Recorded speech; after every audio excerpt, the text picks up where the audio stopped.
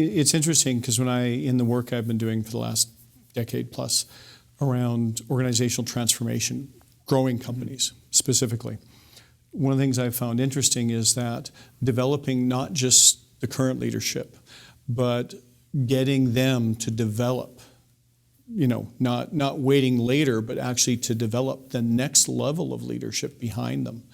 One of the phrases I used was, every one of you needs to have a second. Yeah. And do you look for that kind of capability, or does that make a company more attractive to you when they've kind of created that leadership succession and that kind of path to continuously developing people? Absolutely, we would always look for that, and we do a lot of these things that we look for in companies that we buy. We try to do internally at our existing companies as well.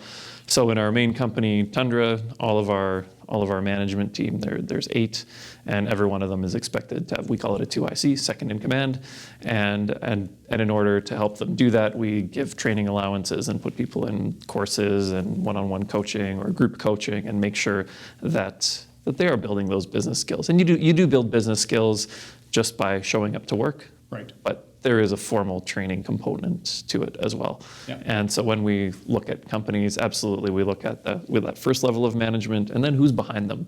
And so if this group of people, if a few of them decide that they do want to take off and they decide that they want to go do something else, then that's okay, because they've got someone that can step into their shoes.